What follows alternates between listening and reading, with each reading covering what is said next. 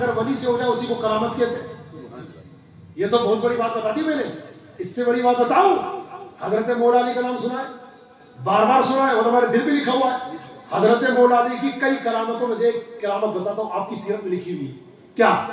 जब मेरे मौला कायनात अली मुर्तजा रज़ी अल्लाह तआला अन्हु घोड़े पर बैठते, अपना एक पांव पेडल में रखते और दूसरा पांव रखने वाले होते हैं। मुझे आप ये बताओ पहले कितनी देर लगेगी? एक पेडल में पैर रखा आपने, घोड़े पर बैठते हुए एक पेडल में पैर रखा, दूसरे पेडल में रखा, कितनी देर लगेगी?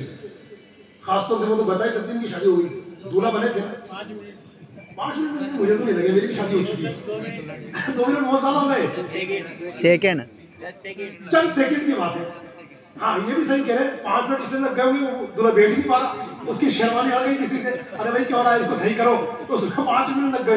लेकिन रियल बात बताऊं तो चंद सेकंड की बात है। अरे ये पेडल रखा, पेडल में पैर रखा और ये दूसरा रखा, घोड़े पे बैठ गए। सुनो, अब आप एक पक्के हाफिज को बुला लो, एक हाफिज साहब देखो ये बैठे हो माशाल्लाह, तरावी सुनाने वाले, आपकी नजर में सबसे पक्के हाफिज कुरान, उनको बुलाओ और उनसे पूछा, हाफिज साहब अगर आप एक बैठक में अल्हम्दुलिल्लाहि रब्बिल आलमीन से लेकर मिनल जिन्नति वन नास की सीन तक पूरा कुरान अगर पढ़ो, पूरा कुरान, कितना टाइम लगेगा? अभी सब कहेंगे मिनिमम 5 घंटे तो हैं, ज्यादा भी लग सकते हैं, 5.5 घंटे, 6 घंटे, 7 घंटे, 7.5 घंटे लग सकते हैं। ठीक है, अभी सब 5 घंटे से कम हो जाएगा काम। अरे कैसे हो जाएगा? सुनो, ये टनाटन हाफिज कह रहे हैं, अगर एक बैठक में हम कुरान पाक पढ़े अल्हम्दुलिल्लाह से लेकर वन्नास तक, यानी कुरान पाक के 30 पारे पढ़े, कुरान पाक की 114 सूरतें पढ़े, कुरान पाक के 540 रुकू पढ़े, कुरान पाक की 6000 प्लस आयतें पढ़े, तो हमें कम से कम 5 से 5.5 घंटे लगेंगे। अल्लाह ताला ने रसूल पाक के सदके में मौला अली पर वो खास इनायतें फरमाई थी कि जब घोड़े पर बैठते, एक पेडल में पैर रखते और दूसरे पर रखने वाले होते, इससे पहले पूरा कुरान पाक पढ़ लिया करते थे। नारे तकबीर, नारे रिसालत, मौला अली मुश्किल कुशा, मौला अली मुश्किल कुशा।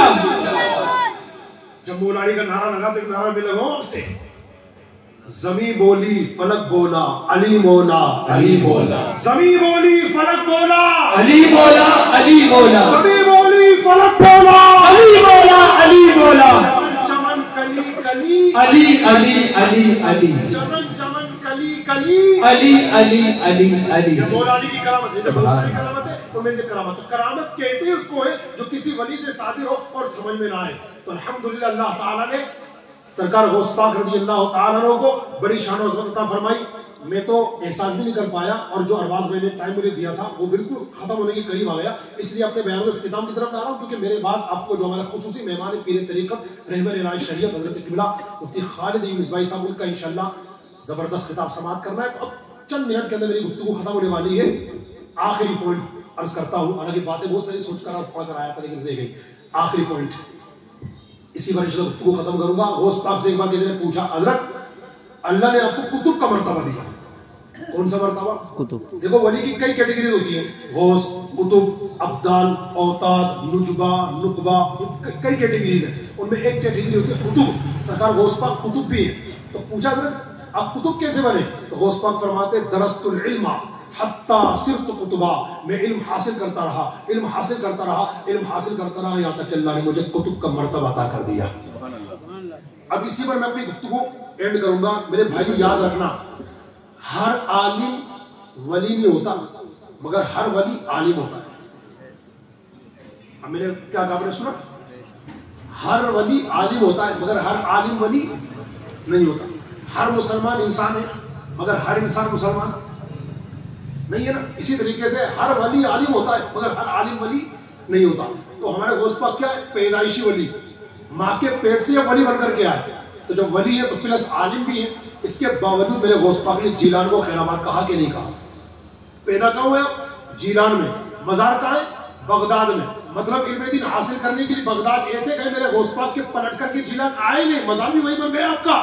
जब तक अब तो वली भी थे प्लस आलिम भी थे, फिर आपको क्या जरूरत है इल्म दीन हासिल करने की?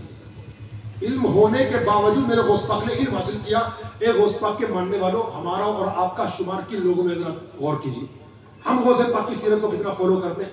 चलो मैं ज्यादा गहराई में नहीं जाता, मोटी मोटी बात पूछता हूँ। हम में से हर एक वजू करता, क्योंकि जन्नत की चाबी नमाज है और नमाज की चाबी वजू है। वुजू हम सब लोग करते हैं। अगर हम में से किसी से पूछे भाईजान जस्ट 1 मिनट, ये वुजू में कितनी सुन्नत है? सुन्नत वुजू में हालांकि देखो रोज करता हूँ वुजू, फजर के लिए भी करूंगा, जोहर के लिए करूंगा, असर के लिए करूंगा, मगरिब के लिए करूंगा, इशा के लिए करूंगा, जब जब मुझे कुरान छूना है तब उसके लिए वुजू करूंगा। लेकिन मैं सोच वुजू में सुन्नतें कितनी है? अभी तो यही सवाल हुआ है कितनी है, कौन कौन सी? तो लेटर बात का ये मुझे पता ही नहीं। अच्छा ये बताओ नमाज में कितनी शर्तें हैं?